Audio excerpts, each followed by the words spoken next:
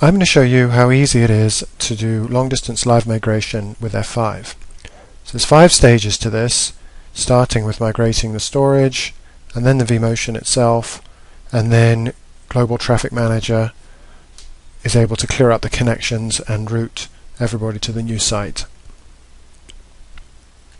So starting with a PowerPoint of this process, this is the initial environment where the VM we want to migrate is in Site A, and we're setting up across the F5s a compressed, deduplicated, encrypted tunnel between the sites.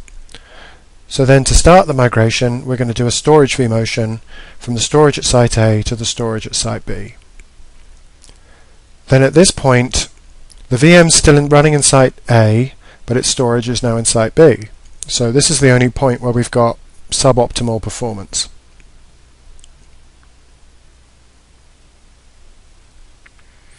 So now the storage is in Site B, we can do a VMotion over to Site B, again over our optimized pipe between the LTM devices.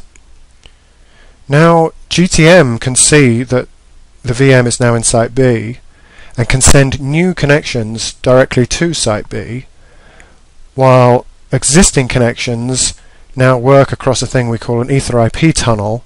So we're tunneling existing connections from Site A to Site B, so existing sessions aren't broken by this migration. And then eventually, because all new connections are going to Site B, the old connections that were going to Site A waste away until we're at a point where Site A can be forgotten about and the migration's all complete.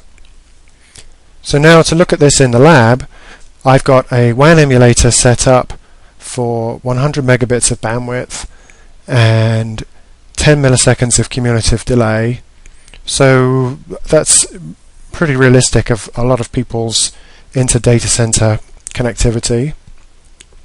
And then I've got this Web01 VM, which is I think 10 gigs of storage and 1 gig of RAM. And I'm going to move it from my logical Site A to my logical Site B. Starting with the storage, so migrating that from a NetApp at one site to the other with a storage VMotion. Site 2,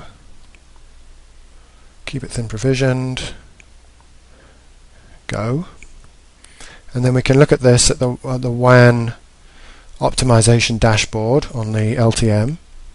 So that just was very low-level baseline traffic that just scaled away suddenly there. Because now we're doing this storage VMotion, the scale is considerably different.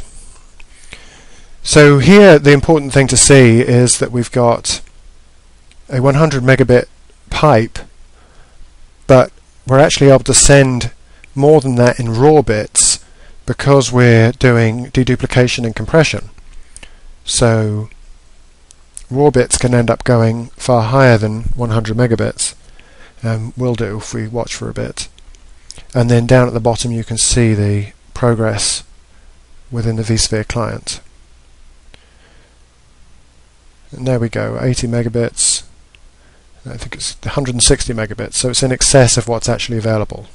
Now if we just use a bit of television magic to lose the next couple of minutes because it's not very exciting, we can see that we just completed the storage VMotion.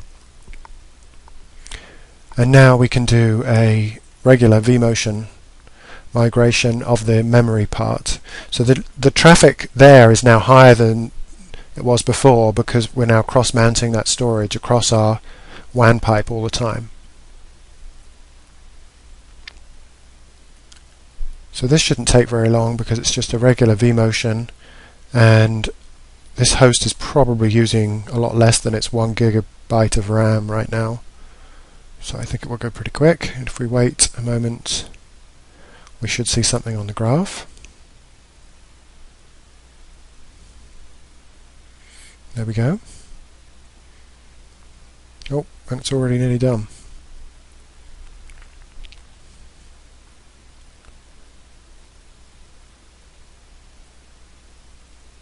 And that's all there is to it, a long distance live migration through LTM with WAN optimization module.